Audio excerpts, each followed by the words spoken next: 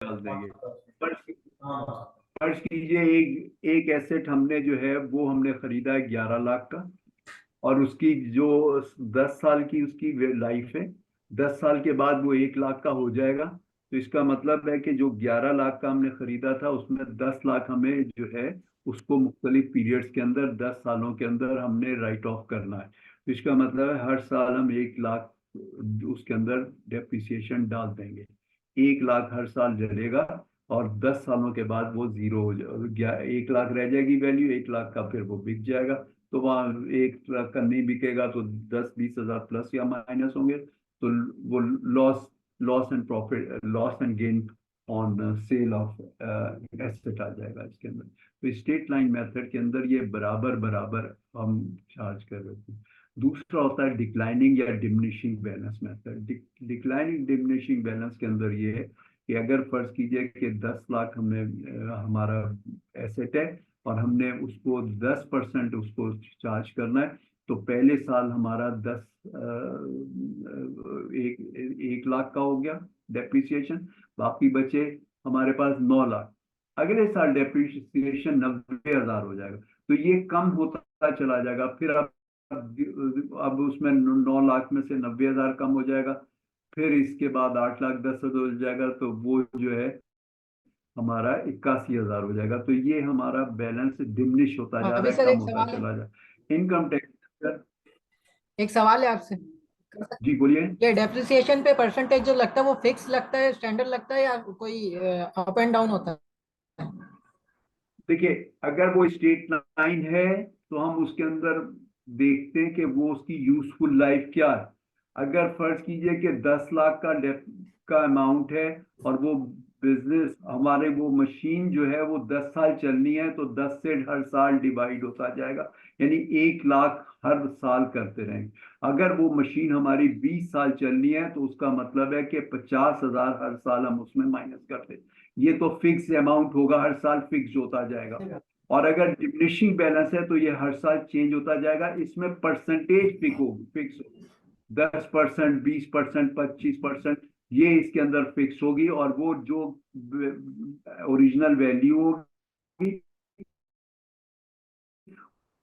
उसमें डेप्रिसिएशन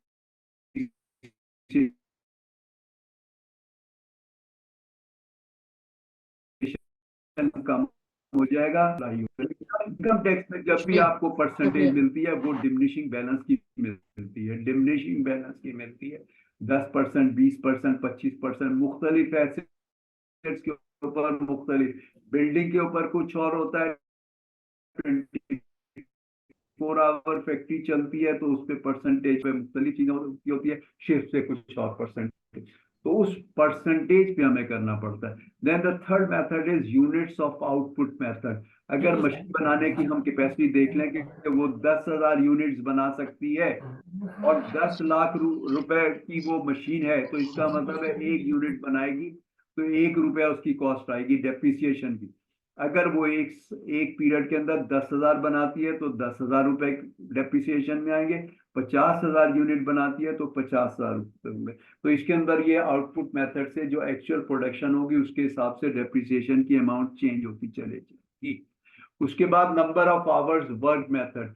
आपके जो नंबर ऑफ आवर्स हैं कि कितनी देर मशीन चलाई है आपने, उसके हिसाब से मशीनों की एक लाइफ होती है। जैसे आप देखें जनरेटर्स हैं, उसके ऊपर उसके ऊपर जो है ना रनिंग आवर्स के हिसाब से 1 साल के अंदर वो जो है फर्ज कीजिए 1500 घंटे चलाशन होगी। उसकी टोटल वैल्यू जो भी मशीन की डेप्रिशिएट करनी होगी जनरेटर की, divided by number of useful hours, तो पर आवर आ जाएगी, मल्टीप्लाई बाय ईयरली जो भी नंबर ऑफ आवर्स होंगे। इस तरह से हम मशीनों की भी लेते हैं। उसके बाद हम revaluation of asset eight year and लेते हैं। ये जनरली जो हमारी कंस्ट्रक्शन की या बिल्ड या हमारी जो रोड्स की बनाने की या जो हमारी ये ब्रिजेस बनाने की जो हैवी मशीनरी होती है, उस हैवी मशीनरी के लिए ये डेप्रिसिएशन इस्तेमाल करते हैं कि उसको पीरियड एंड के ऊपर देख लेते हैं। फर्स्ट लीजिए एक एसेट हमने 10 लाख का खरीदा था, उसके बाद पीरियड एंड के ऊपर जो है वो 9.5 लाख का हो गया, तो 50,000 डेप्रिसिएशन लेंगे। अगर वो 8 लाख का हो गया तो 2 लाख, और उसके हिसाब से फिर हम उसको उसका उसका जो भी अमाउंट होगा, जो पुरानी वैल्यू थी उसकी रिटर्न डाउन वैल्यू और करंट वैल्यू, तो इन दोनों का जो डिफरेंस होगा that will be our depreciation होगा, वो हमारा डेप्रिसिएशन। तो हैवी जो इक्विपमेंट होता है, हैवी मशीनरी, अर्थ मूविंग खास तौर पे, उसके लिए हम ये मेथड अप्लाई करते हैं।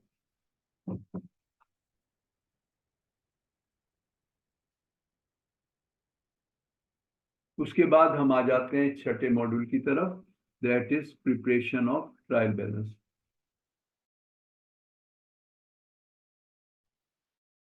ये हम उससे ले लेते हैं। अब इसके अंदर ये कंपनी का नाम आ जाएगा और ये चार्ट ऑफ अकाउंट्स हो जाएंगे। इसके अंदर एसेट्स, ऑनर्स इक्विटी, इसके अंदर एसेट्स के जो हम जनरली इसके अंदर अकाउंट्स के नंबर डाल लेते हैं। एक हम चार्ट ऑफ अकाउंट्स बनाते हैं, उसमें अकाउंट्स के नंबर डाल लेते हैं और फिर हम उसको उसके हिसाब से उसके रिकॉर्ड रखते हैं। उसके अंदर रेफरेंस नंबर हम डाल लेते हैं।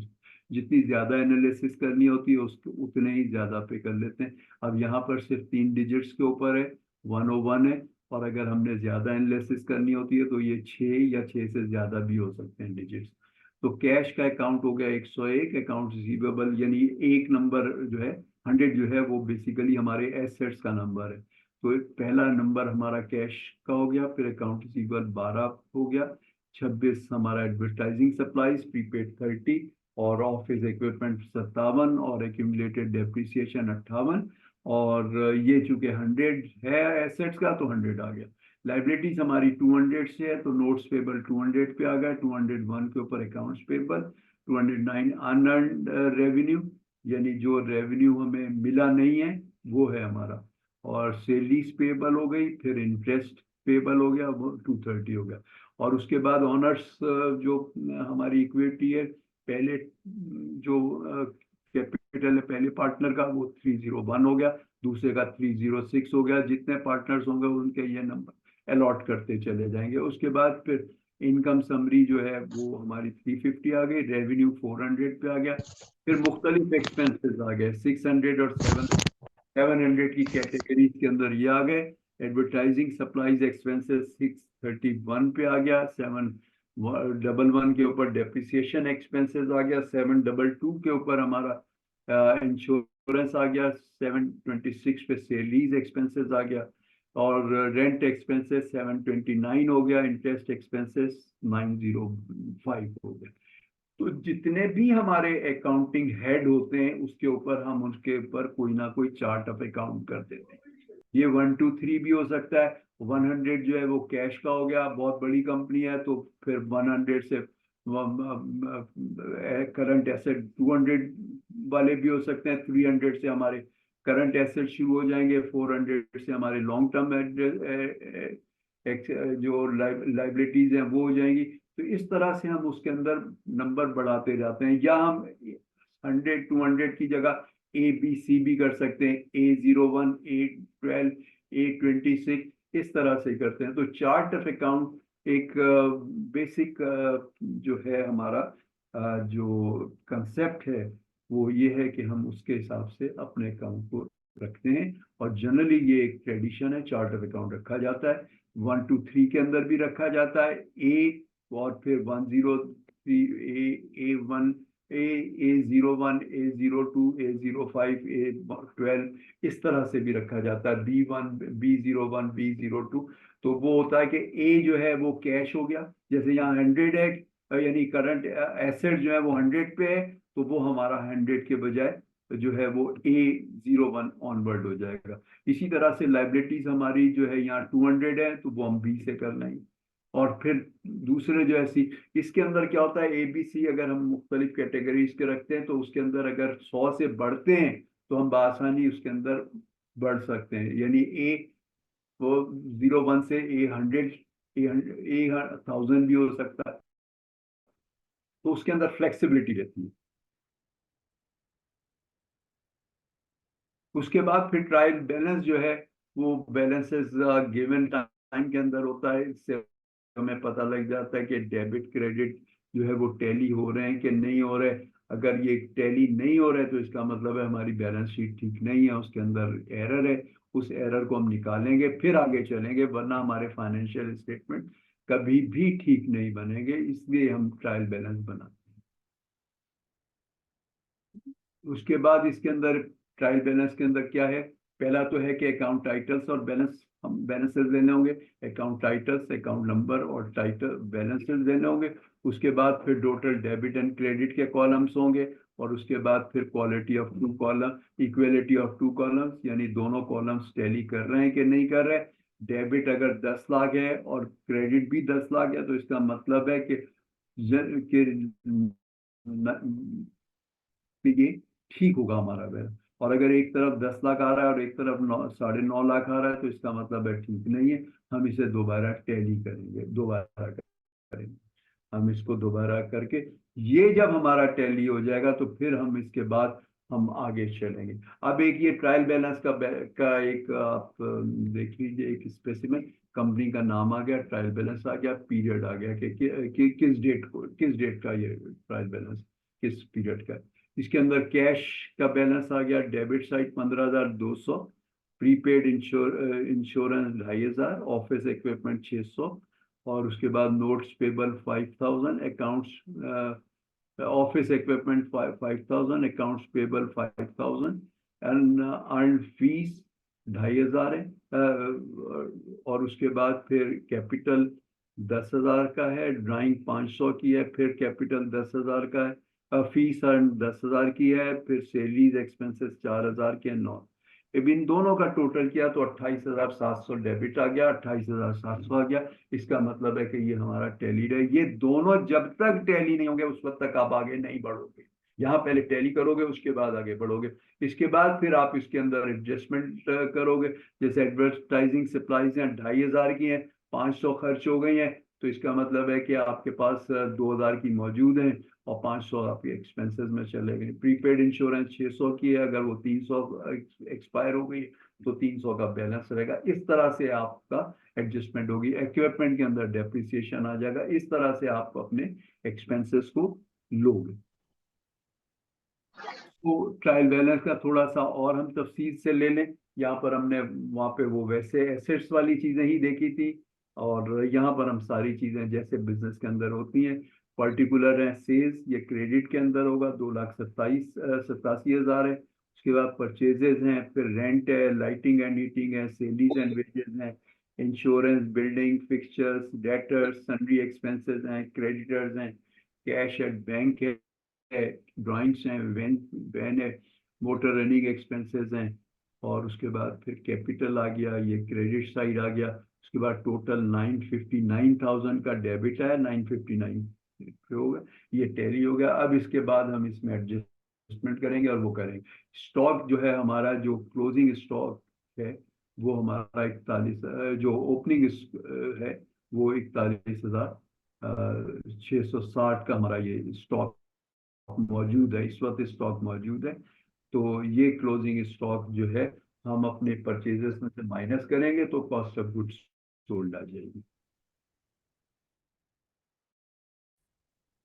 उसके बाद फिर आ जाते हैं हम 7th मॉड्यूल की तरफ, इंट्रोडक्शन टू फाइनेंशियल स्टेटमेंट्स पे हम आ जाते ఇక్కడ డోనా याद पहले कैसा पहले बजट पास करवाएंगे ना ये मेरे यहाँ पहले बजट पास करवाएंगे हैं। अब पहले बजट पास जो इसके अंदर हम लर्निंग ऑब्जेक्टिव देखते हैं। What are the financial statements, components of financial statements.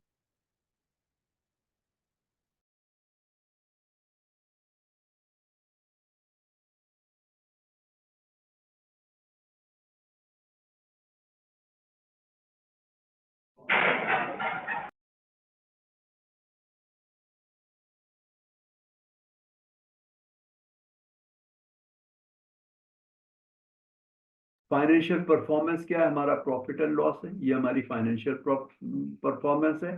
PNL account से जो चीज सामने आ रही है। फाइनेंशियल पोजीशन क्या है, जो हमारी बैलेंस शीट है। तो इससे दो चीजें पता लगती हैं, और फिर हमारी जो भी कंपनी की जो चेंजेस हैं उसके अंदर वो आ जाती है। तो हम इसके लिए अकाउंट्स भी कहते हैं, फाइनेंशियल स्टेटमेंट के अंदर अकाउंट्स भी कहते हैं।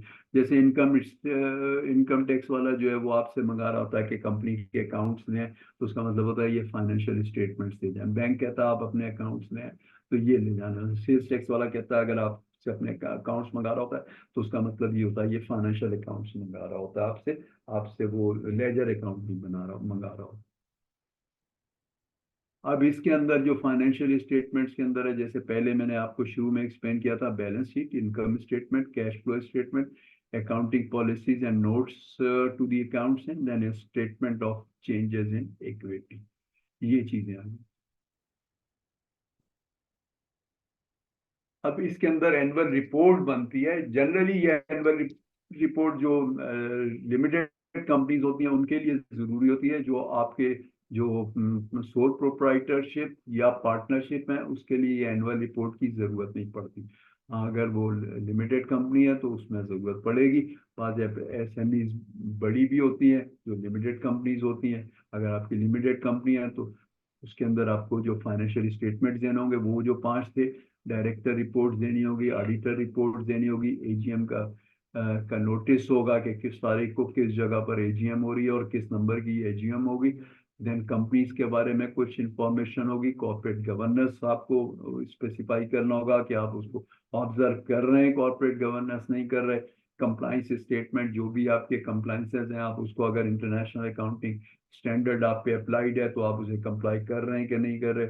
स्टेटमेंट ऑफ वैल्यू एडेड, जो भी वैल्यू एडिशन है कि आपका क्या वैल्यू एडिशन बनता है, आपने मटेरियल कितने का लिया है और उसके बाद उसके अंदर क्या क्या एडिशन की है, तो अब आपकी जो वैल्यू एडिशन हो गई है वो कितनी हो गई है, यानी जो आपकी सेल्स प्राइस कितनी हो गई है और उसमें क्या क्या चीजें किस किस मद में कितना ऐड हुआ। देन बिजनेस पॉलिसीज आप अपनी देंगे, pattern of holding of shares आप देंगे इसके अंदर कि कितने लोगों के पास कितने शेयर्स हैं, और उसके बाद फिर लास्ट 6 ईयर की इंफॉर्मेशन देंगे ताकि आपका जो भी कोई शेयर होल्डर है उसको पता लगे कि आपकी प्रोग्रेस क्या है। और इसके अलावा अगर कोई नया आपके शेयर देना चाहता है तो उसको आपकी प्रोग्रेस पता लगे, उसके हिसाब से वो डिसीजन मेकिंग करे। उसके बाद फाइनेंशियल स्टेटमेंट्स हैं क्या, बेसिस ऑफ प्रिपरेशन। फाइनेंशियल इसके अंदर क्या है, ये नोट्स हमारे होते हैं। तो नोट्स के अंदर जैसे वो होता है, these accounts have been prepared in accordance with the requirements of the company's ordinance 1984, जो हमारा इस वक्त अप्लाई है। उससे पहले पहले का होता था 1984 में कंपनीज ऑर्डिनेंस नया आया था, उससे पहले पाकिस्तान में दूसरा कंपनीज ऑर्डिनेंस चलता जो पाकिस्तान बनने से पहले का था।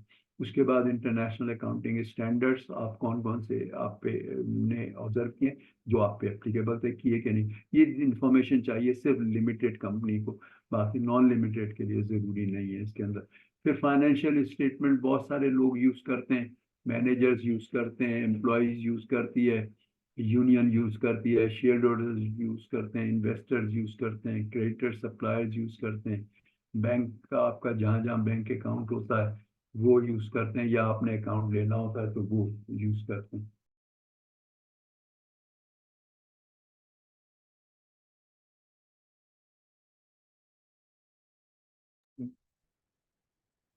हम 5 मिनट का एक गैप ले लेते हैं। आप लोगों को फीडबैक फॉर्म्स अपने भर लीजिए, उसके बाद फिर हम इंशाल्लाह इसे कंटिन्यू करते हैं। थोड़ा सा रह गया उसे हम कंप्लीट करके, और उसके बाद फिर इंशाल्लाह ताला हम क्वेश्चन आंसर ले लेंगे।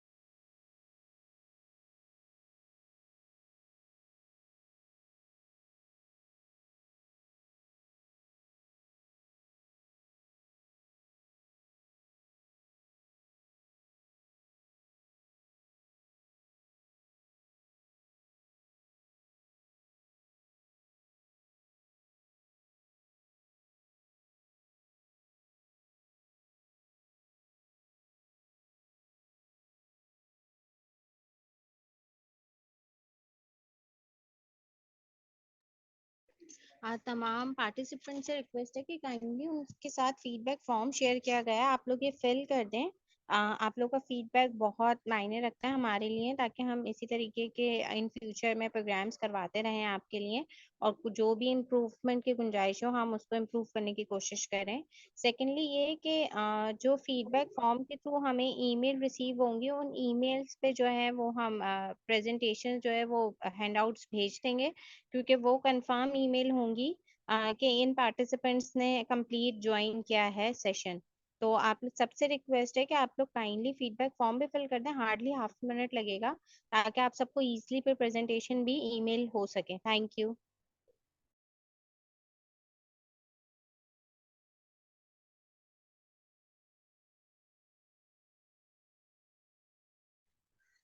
मैडम रिपीट कर दें, आपने क्या कहा है? सर मैं ये रिक्वेस्ट कर रही हूँ कि फीडबैक फॉर्म आप लोगों से शेयर किया गया है चैट पे, आप लोग काइंडली उसको जो है फिल कर दें, ताकि जो है ये फीडबैक फॉर्म हमारे लिए बहुत इंपॉर्टेंट रखते हैं, ताकि इसी तरीके के सेशंस हम फ्यूचर में और ऑर्गेनाइज करवाते रहें आप लोगों के लिए। सेकेंडली ये कि फीडबैक फॉर्म्स के थ्रू जो हमें ईमेल रिसीव होंगे आप सबकी, उन ईमेल पे हम प्रेजेंटेशन भेजेंगे, सेपरेटली नहीं भेजेंगे सबको। वो इसलिए क्योंकि फीडबैक फॉर्म की प्रेजेंट ईमेल एड्रेस से हमें क्लियर हो जाएगा कि इन लोगों ने सेशंस अटेंड किया है, तो इनको ईमेल कर दी जाए। तो हम सिर्फ उन लोगों जिन लोगों की फीडबैक फॉर्म के थ्रू ईमेल रिसीव होंगी, उनको हम प्रेजेंटेशंस के हैंडआउट जो हैं वो ईमेल कर देंगे। Thank you. ये लिंक काइंडली दोबारा सेंड कर दें, डिस्कनेक्ट हो गया सर था। मैं अगेन शेयर कर देती हूँ। जिन्होंने फिल नहीं किया है उनसे रिक्वेस्ट है कि काइंडली वो लोग जो है वो उसको फिल कर दें। Thank you.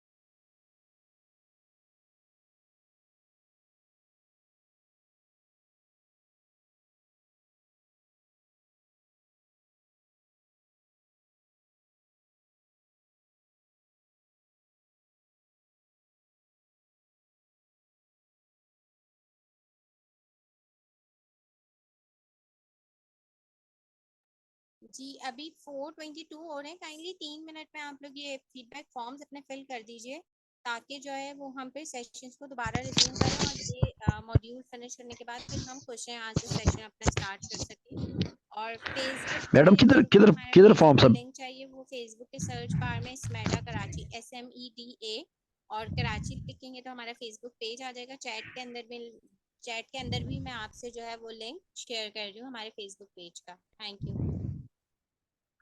किधर फॉर्म आपने मैडम सेंड की है? हमें तो नहीं मिली अभी तक।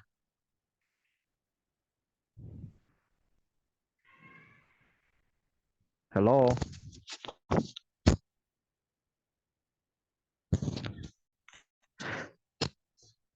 मैडम, फॉर्म आपने कहा, फीडबैक फॉर्म कहाँ पर आपने शेयर की है?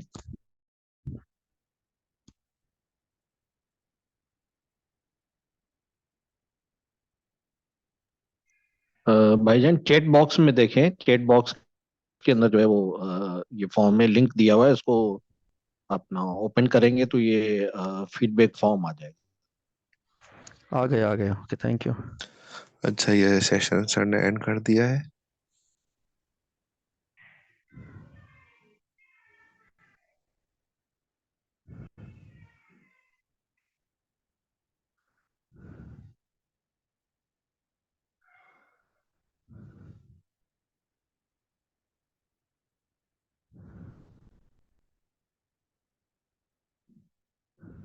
ये सीजन अभी एंड तो नहीं हुआ ना?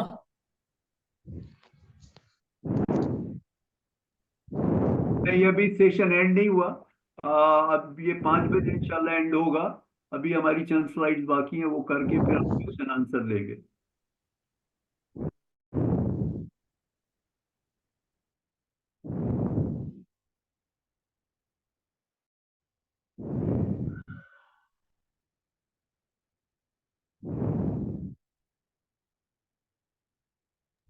जी सर, हम सेशन स्टार्ट करते हैं। जिन लोगों ने फीडबैक फॉर्म अभी तक फिल नहीं किया है वो ड्यूरिंग द सेशन या फिर सेशन एंड होने के बाद लाजमी हमें कर दें, क्योंकि हम जब सिर्फ फीडबैक फॉर्म वालों की ईमेल को ही हम प्रेजेंटेशन ईमेल करेंगे, तो आप लोग या तो सेशन के बाद या ड्यूरिंग द सेशन आप लोग कर दीजिएगा और हम सेशन अपना रिज्यूम करते हैं। जी सर, प्लीज ठीक स्टार्ट। है, थैंक यू। ठीक है, ये यूजर्स हैं, आगे हम बढ़ते हैं। और सर आप काइंडली अनम्यूट कर लें आपकी वॉइस। नहीं कर दी वन।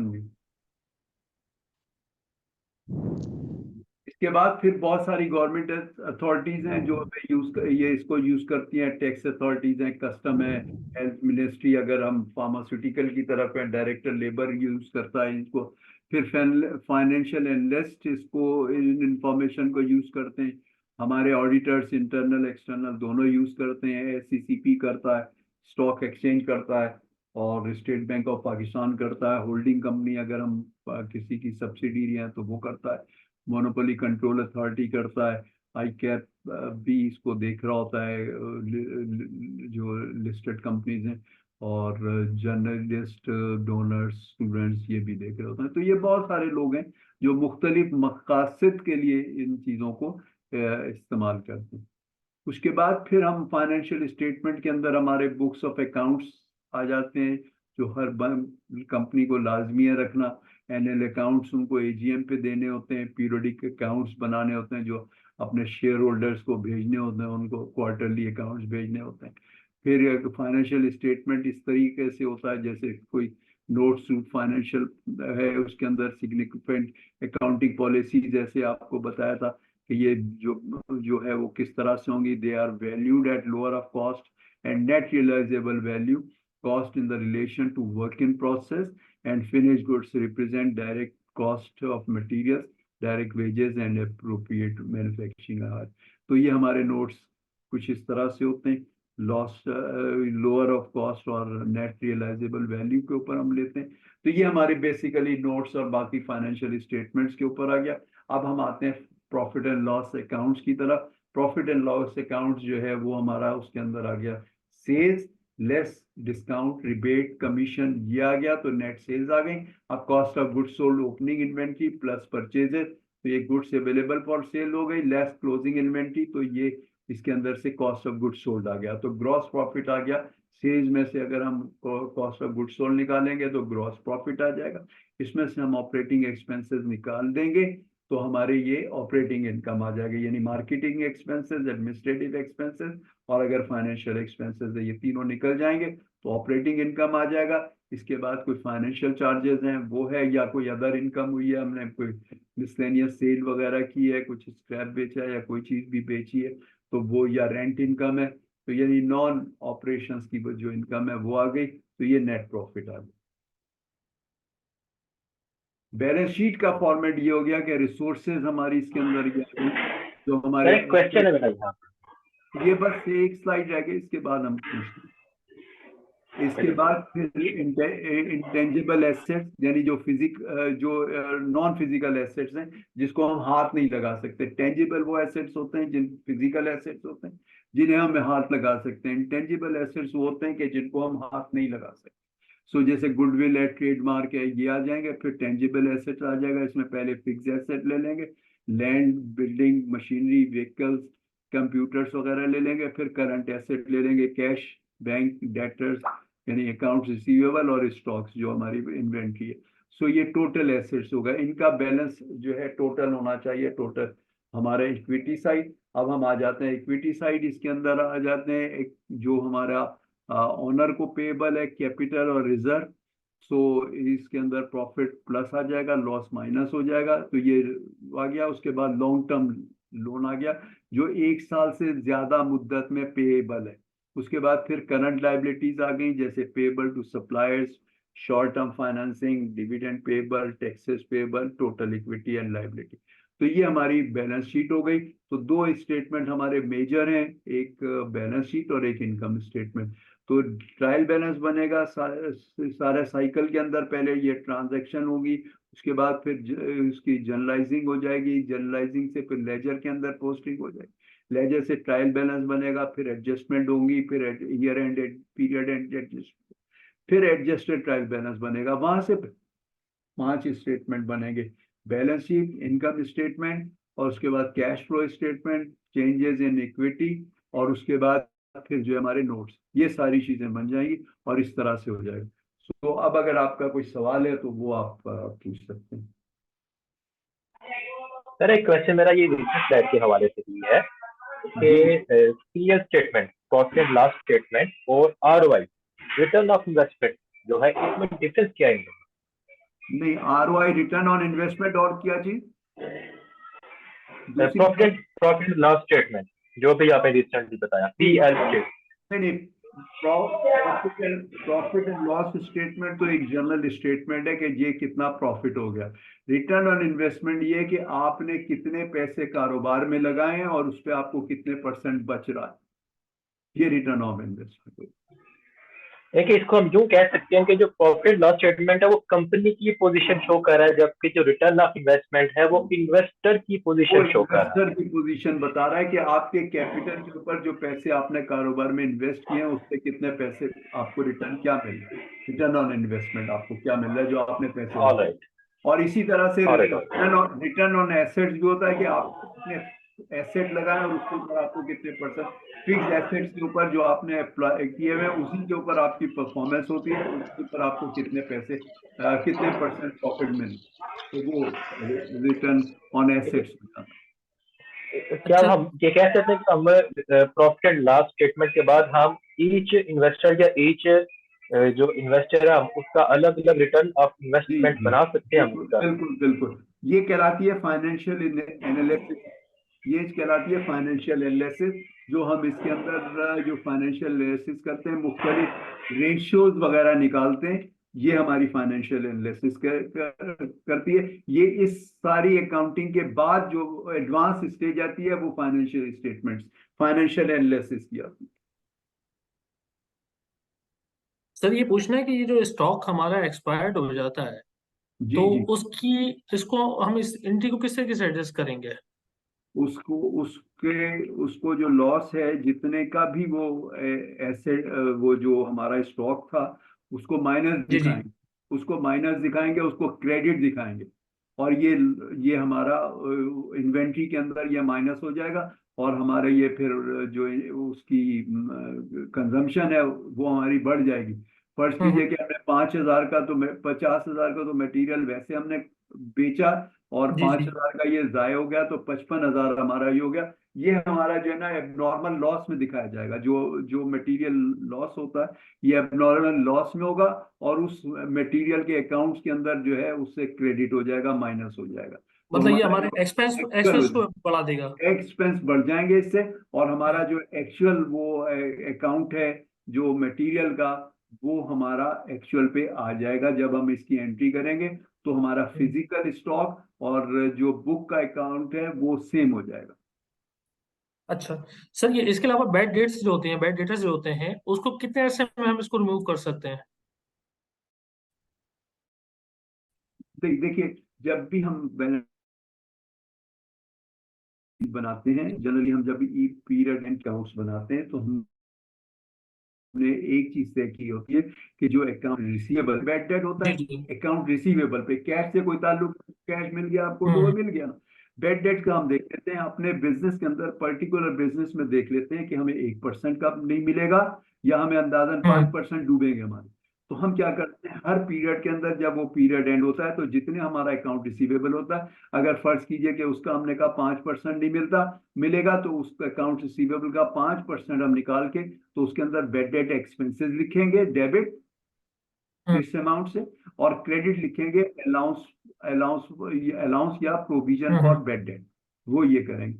और उसके बाद जब एक्चुअल कोई चीज जी डूब जाएगी तो फिर हम उसके अंदर करेंगे कि अलाउंस फॉर बैड डेट को हम नेगेटिव कर देंगे, अकाउंट्स रिसीवेबल को हम डेबिट कर देंगे, और उसके बाद फिर अलाउंस फॉर डेप्रिसिएशन को क्रेडिट कर देंगे, और वो अमाउंट हम एडजस्ट करते रहेंगे। वो एक एक्चुअल एडजस्टमेंट होगी, वो हर साल भी हो सकती है और 5 साल बाद भी हो सकती है, 10 साल भी।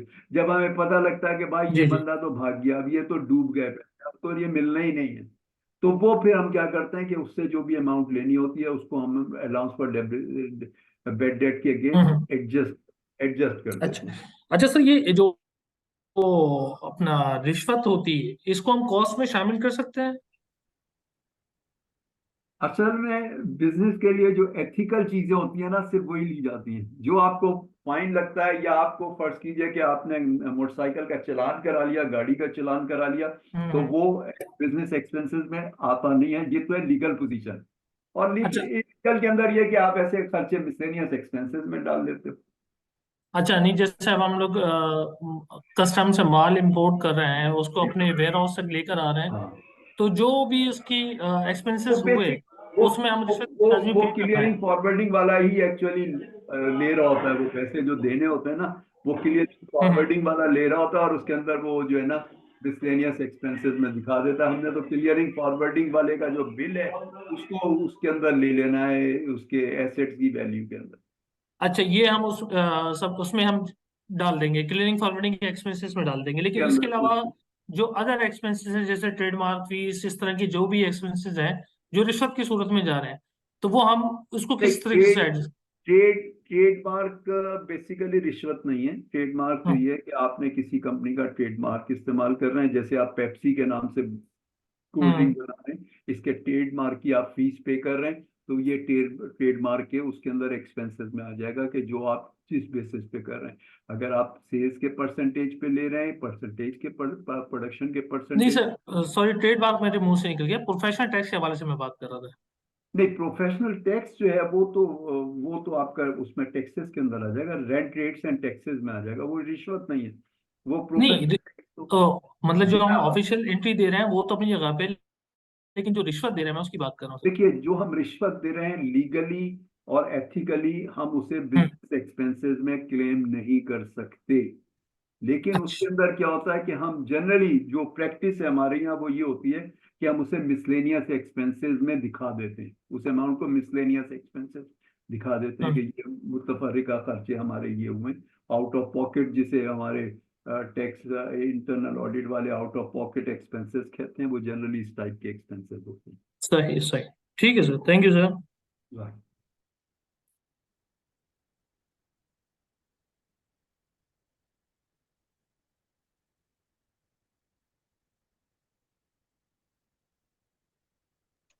जी, किसी सर और का क्वेश्चन है तो सर जी, से पूछ सकते हैं। जी बस ये पूछना है कि अब मतलब इस तरह का नेक्स्ट सीजन, क्योंकि मैं इसमें काफी चीजें आज डिस्ट्रैक्ट हुई हैं चीजें, 2-3 दफा हमारा नेट भी डीसी हुआ, तो अनकरीब इसका कोई ऐसा सीजन होगा अभी दोबारा सेशन इसका?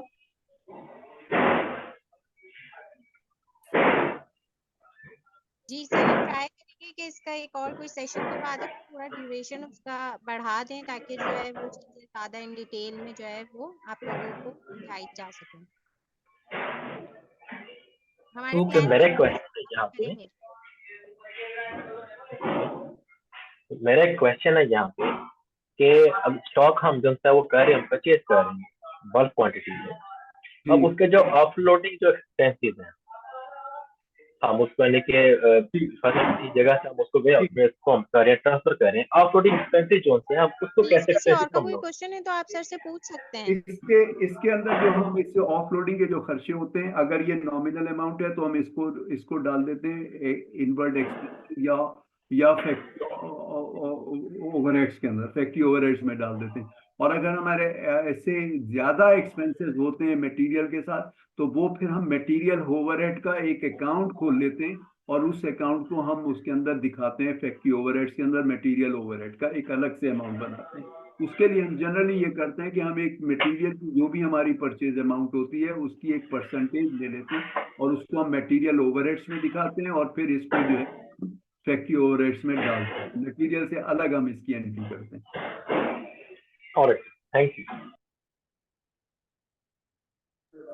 आबिद सर, जी ये एक फेवर चाहिए थी आपसे। जी बोलिए। अगर आप हेड ऑफ अकाउंट की आप हमें लिस्ट प्रोवाइड कर दें तो बड़ी मेहरबानी होगी आपकी। वो आप ऐसा हेड ऑफ अकाउंट जो होते हैं। ठीक है, ये बोले। जनरली हेड ऑफ अकाउंट जो है, जैसे मैंने बताया 1 2 3 इस तरह से होते हैं कि 1 आपका जो है ना, यानी 100 जो है वो आपका एसेट्स के अंदर ले लिया, या करंट एसेट में 100 ले लिया, फिक्स में 200 ले लिया, 300 उसके अंदर ले लिया। आप इस फॉर्मेट को जब आप यहाँ ईमेल करेंगी तो ये आपको मिल जाएगा, तो आप इसको एक दफा गौर से देखिएगा। इसके अंदर ये भी हम कर सकते हैं कि 100 के बजाय ए जो है हम वो अपने एसेट्स को कर लें, बी हम अपनी लाइबिलिटीज को कर लें, सी जो है वो हम उसको कैपिटल को कर लें, या एक हम करंट एसेट्स को कर लें, बी हम जो है फिक्स एसेट्स को कर लें। तो उसमें जो 100 और 200 है उसके बजाय 100 के बजाय ए और फिर 01 A02। तो इससे क्या है कि अगर आपके 10,000 भी हो जाते हैं ना वो आइटम, तो आप ए करके 10,000 तक जा सकते हैं, और 100 अगर होगा ना तो वो 100 तक ही आपका रहेगा। तो डिपेंड करता है आपका बिजनेस साइज क्या। अगर बिजनेस साइज बड़ा है तो फिर ABC बेहतर होती है, और अगर बिजनेस साइज नॉमिनल सा है तो फिर आपका 100 और 200 इस तरह से चल जाएगा। तो आप उसको एक दफा जो फॉर्मेट आप इनको ईमेल करेंगी तो ये आपको मिल जाएगा, फॉर्मेट मिल जाएगा। तो आप एक दफा चार्ट ऑफ अकाउंट को देख लीजिएगा। इसके बावजूद अगर कोई चीज चाहिए होगी तो एंड के ऊपर मेरा ईमेल एड्रेस दिया होगा, उसके अंदर मेरे व्हाट्सएप नंबर और ईमेल एड्रेस दिया होगा उस प्रेजेंटेशन के एंड के अंदर। तो आप डायरेक्ट मुझसे भी पूछ सकती हैं अगर कोई क्वेश्चन होता है इन फ्यूचर, तो वो आप फिर मेरे से भी पूछ सकती हैं। अगर इस प्रेजेंटेशन के बाद आपकी कोई चीज, कोई क्वेरी क्लियर नहीं हुई तो वो आप मुझसे डायरेक्ट पूछ भी सकती हैं, उसमें कोई हर्ज नहीं। शुक्रिया सर, शुक्रिया। बहुत शुक्रिया सर, सेशन बहुत अच्छा रहा है, बहुत कुछ सीखने को मिला है हमें। और ये प्रेजेंटेशंस Very- काइंडली हमें प्रोवाइड कर Very दीजिएगा। informative and such a successful session. Meta की मैनेजमेंट आपको प्रोवाइड कर देगी इंशाल्लाह ताला। जब आप उनको वो भेजेंगे, उनको अपना ईमेल एड्रेस उसके साथ जो भी आप मेल करेंगे उनको फीडबैक फॉर्म, तो वो आपको भेज देंगे। तो वहां से इन फ्यूचर अगर आपको किसी चीज के लिए भी इसके जी, अंदर आज कोई शाम तक करना होगा तो जिस मिस शफक फॉर्म फिल नहीं जो किया है हमारे साथ कोऑर्डिनेट कर रही हैं वो आप जी। उनके साथ उनको अप्रोच कर सकते हैं। जी, हम आज शाम तक देंगे। कल सुबह इंशाल्लाह आप सबको ईमेल जो है आपके ईमेल एड्रेस पे प्रेजेंटेशन रिसीव हो जाएगी। Thank you. और किसी का कोई क्वेश्चन है? अगर मिस है तो शफा, आप लोग पूछ सकते हैं सर से, अदरवाइज फिर हम सेशन एंड करते हैं अपना। मिस शफा कुछ कहना चाह रहा हूँ। आई थिंक हेलो, जी प्लीज। ये मेरी ईमेल जो थी चल नहीं रही थी, मैं कनेक्ट नहीं हो सका अपनी मेल से, तो मैं कैसे आपको जैसे लिंक करूं? आप मुझे कैसे लिंक मैं अपने मैनेजर के पीसी से कनेक्ट हुआ था, वो वीडियो ऑनलाइन जो देख रहा था ऐसे देख रहा था मैं। तो आपके मैनेजर आपको फॉरवर्ड कर देंगे जिससे उन्होंने फॉर्म फिल किया होगा ना, आप उनसे फॉरवर्ड करवा लीजिएगा। तो कोई इश्यू तो नहीं है अगर मैं यहाँ से फीडबैक ना दूं अपने ईमेल से? नहीं, आप नहीं उनसे सर, आराम से फॉरवर्ड बात करना, करवा हल्का सा दीजिएगा बॉक्स में। सैनिटाइजर सब करके। जी, शुक्रिया। कि मैं इमाद को भी कह रहा था कि मेरे घर पे नहीं आप पहना करो, उससे आने ने ऑर्डर कर दिए। फिर बोला डैडी वो जुनेद अंकल के अब्बू आ रहे हैं। मैंने दोस्त मेरा और तुझे अपडेट है, काइंडली तो बाद में उसको बताया कैसी साउंड क्वालिटी देखी।